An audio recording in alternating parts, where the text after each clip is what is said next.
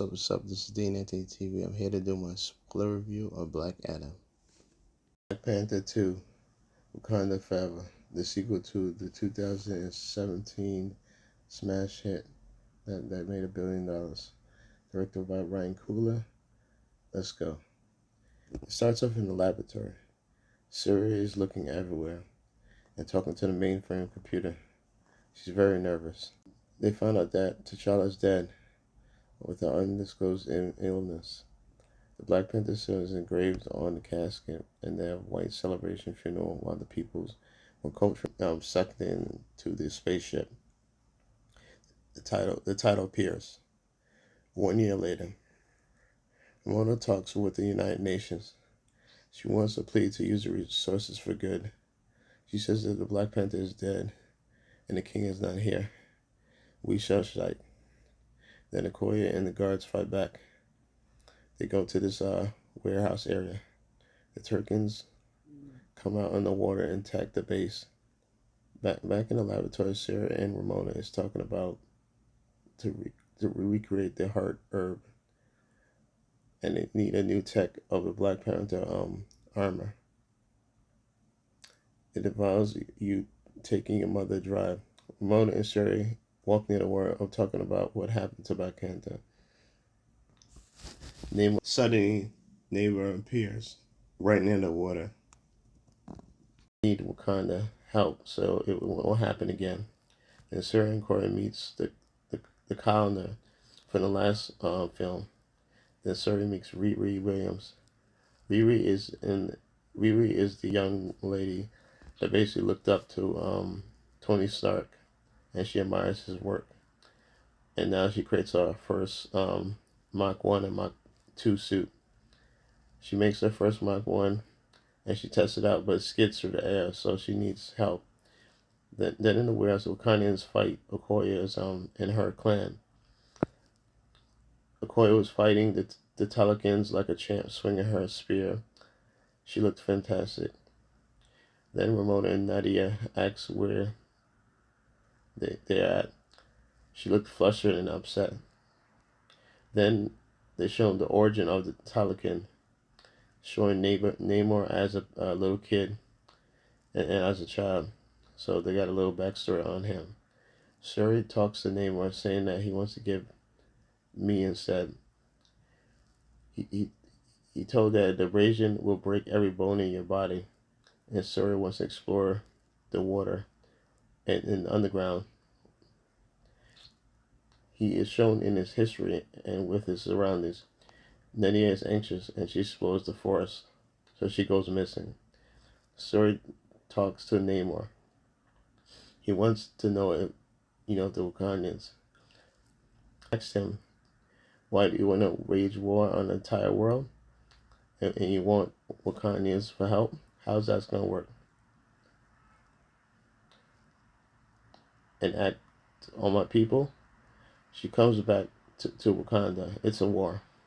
Namor attacks M'Baku's ship and shows him flying in the air. Then Shuri and Okoye fire blast to go after Namor.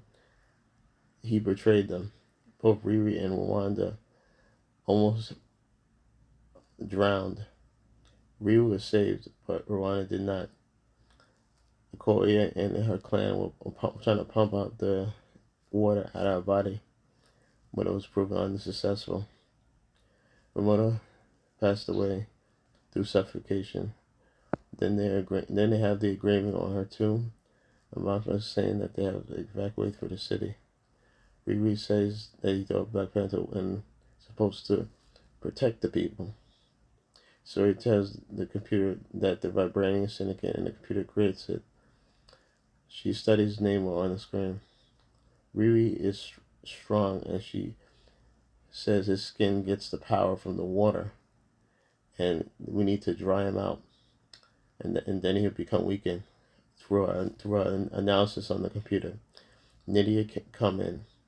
Nadia says you can restore Wakanda's greatest protector, and we should make a new suit for Shuri.